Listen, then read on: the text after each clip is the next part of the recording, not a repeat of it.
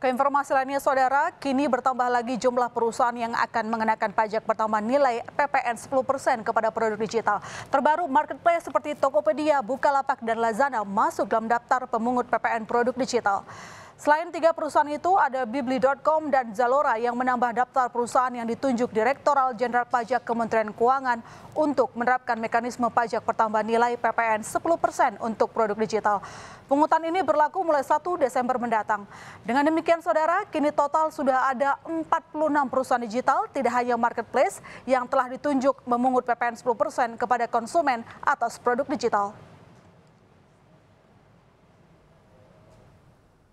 Direktur Pelayanan Penyuluhan dan Hubungan Masyarakat Ditjen Pajak Kemenkyu, Hestu Yoga menjelaskan, jumlah PPN yang harus dibayar pelanggan adalah 10% dari harga sebelum pajak dan harus dicantumkan pada kwitansi atau invoice yang diterbitkan penjual sebagai bukti pungut PPN. Untuk marketplace dalam negeri, Saudara, PPN yang dikenakan khusus untuk barang dan jasa digital luar negeri. Kedepan, jumlah perusahaan yang akan ditunjuk memungut PPN akan terus bertambah. Ya, lantas bagaimana kesiapan e-commerce menerapkan pemungutan PPN 10%? Kita terhubung dengan Ketua Umum Asosiasi E-commerce Indonesia, Bima Laga. Selamat malam, Mas Bima. Malam, Mbak. Oke, Mas Bima, sudah ada tambahan lagi pengenaan pajak kepada e-commerce. Ada Tokopedia dan lain-lainnya. Bagaimana nanti praktiknya, realisasinya? Ya, sebenarnya yang harus digarisbawahi ini adalah turunan dari PMK 48.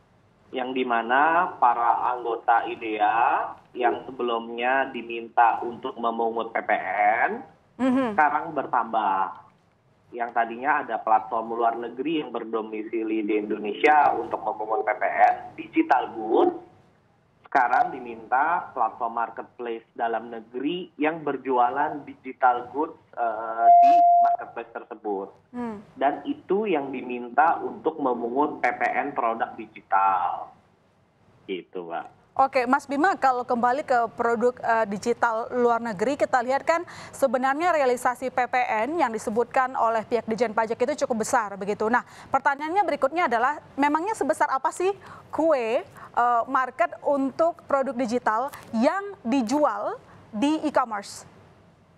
Iya, saya rasa kalau untuk marketnya itu berbeda-beda dari masing-masing platform. Karena dari masing-masing platform itu tergantung jenis itemnya yang banyak dijual di masing-masing platform tersebut. Contohnya, kalau misalnya platform A, dia jualan voucher game, let's say 10, tentunya ada potensi income PPN barang digital tersebut. Tetapi sebenarnya yang saya mau garis bawahi adalah level playing field. Di mana sekarang platform barang-barang digital yang dinikmati oleh konsumen di Indonesia itu diharuskan membayar PPN 10% untuk barang digital. Oke, level playing field maksudnya gimana? Kan sudah disetujuin kan kalau misalnya sudah ditunjuk, kata Ditjen Pajak, sudah didiskusikan juga dengan pelaku usaha dalam hal ini khusus e-commerce. Iya, betul. Maksud saya level playing field di sini adalah kalau sebelumnya platform luar negeri, dia konsumen di Indonesia, mereka tidak membayarkan PPN-nya di sini kan. Sedangkan e-commerce di sini, kalau dia mempunyai source income, dia harus kan membayar PPN atas revenue-nya gitu loh. Nah, tetapi di sini yang kita lihat adalah level playing field, platform luar negeri, dan dia mempunyai konsumen di Indonesia, diharuskan membayar PPN 10% tersebut. Oke, nah pembayaran PPN 10% itu kan ada yang bentuknya kerjasama dan mungkin ada yang dari vendor ya. Bagaimana nanti ini menyamakannya, mengharmonisasikan sehingga nanti per 1 Desember bisa kita implementasikan?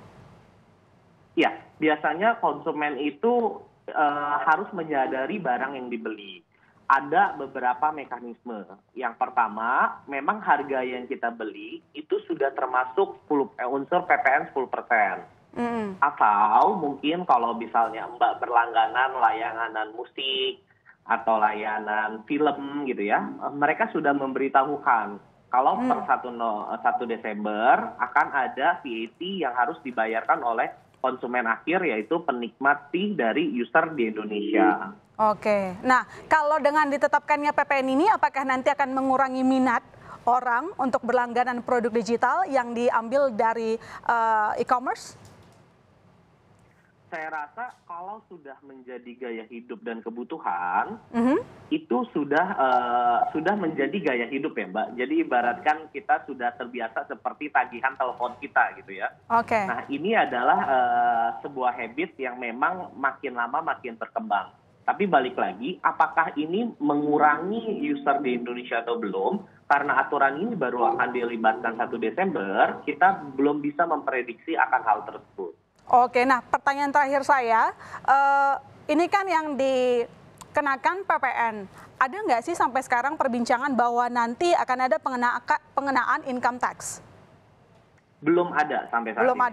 Belum ada sampai saat ini. Terima kasih, Betul. Mas Bima telah bergabung di Berita Utama.